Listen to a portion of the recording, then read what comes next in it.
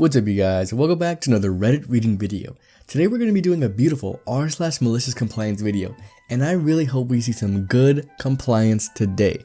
This first one is going to be like, well, I think it's from an article. Here it is about Filet-O-Fish McDonald's served a local burger joint with a cease and desist. This is the tiniest little itty bitty story that I have ever seen. Some parts are copied from the source we just saw. Paul Shuffett, the owner of a chef behind the local Woodshed Burgers restaurant, wasn't loving what he saw when he opened up his email on Wednesday. In his inbox was a formal cease and desist from McDonald's Restaurant of Canada over one of his restaurant's burgers, the effing Filet-O-Fish. In compliance with the cease and desist, Shuffett renamed his burger to the McEffin Fish Fillet, his flippant way of complying with the massive company's cease and desist. Your turn, lawyers. Would be funny if they were in the EU, McDonald's lost their trademark to Big Mac, so he could call it Big Mac and they couldn't do anything about it. Wow. Stick it to the man, stick it to McDonald's. And hey, he followed the rules. He did change the name, that's all they asked. That was a short story, now we're moving on to a medium. This one just looks like it's about to be fantastic. Stars and golds and platinums is everywhere. 15,000 upvotes. This better be the best story I have ever read on this channel. You want a meeting to discuss our phone account? Okay, let's have a meeting. I'm not sure if this belongs in petty revenge or malicious compliance, for there's a little of both. So sorry if this has been put in the wrong place. Either way, I've enjoyed my malicious revenge compliance, so I hope you do too. For the past few years, our business has been receiving telemarketing calls from an offshore call center trying to make an appointment for Optus Business Center. Every time they call, we'd politely tell them we're not interested and to remove us from the list, and they'd promise not to call us again. You can probably tell by my words every time that having ourselves removed from the list didn't work. It didn't work the first time, it didn't work the 50th time. Offshore are cheap, and they get paid per appointment, so they are quite aggressive. It was clear a new strategy needed to be found, as it was taking too long for them to bugger off. So began my campaign for malicious compliance / petty revenge. Hi, we're calling the Optimus Business Center, and we can save you 40% on your mobile phone bill. Can we come and see you tomorrow at 11 a.m? You can save me 40% on my mobile bill? That's 60 grand a month! What? How many phones do you have? 150 or so that I'm responsible for directly, plus a few others. The appointment is quickly confirmed. The next day, a salesman calls up and he's running early. We can meet earlier. I refused. Our appointment is at 11 a.m. after all. 11 a.m. rolls around and he walks in.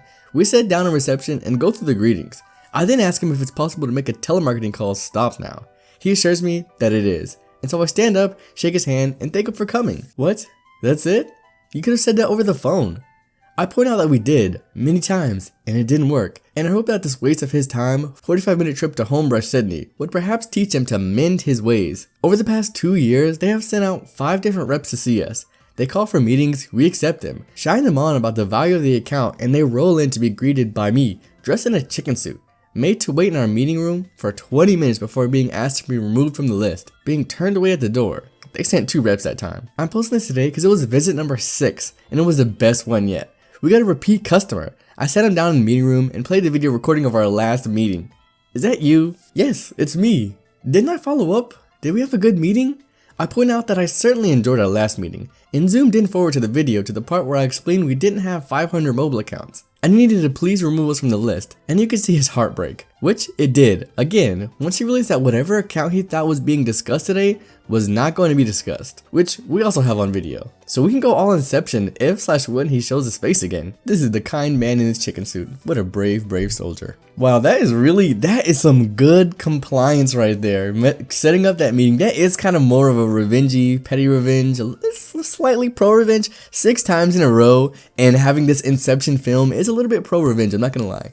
Good on them though for getting those telemarketers like that. I wish I could do something like that. This has like almost little to nothing to do with what I just read, but yesterday I saw this video on Reddit where these people called Domino's and called Papa John's and like made them talk to each other over the phone. It was hilarious.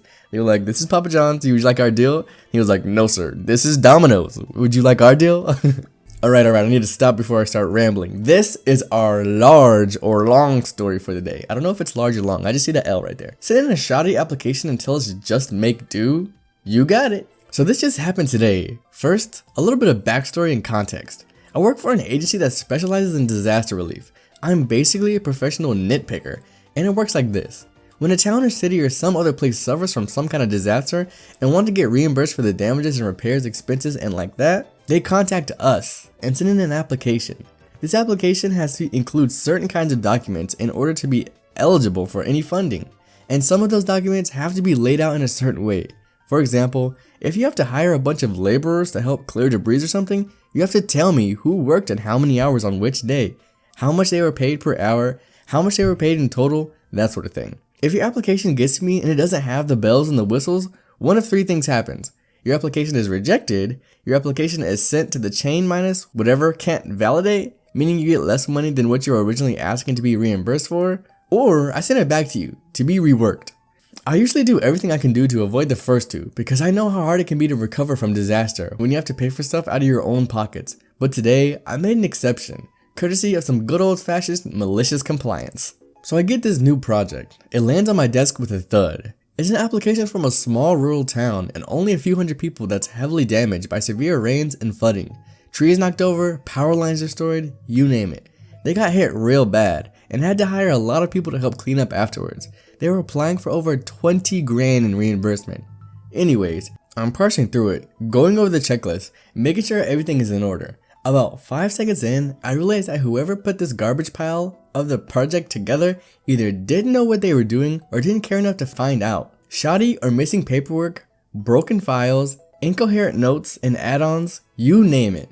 So I make a list of all the things that were wrong with the project and I call up the project supervisor. In other words, the guy the town hired to put the application together to see if he and I could work together to fix them. I tell him I won't be able to validate the project for the full dollar amount with what I've been given.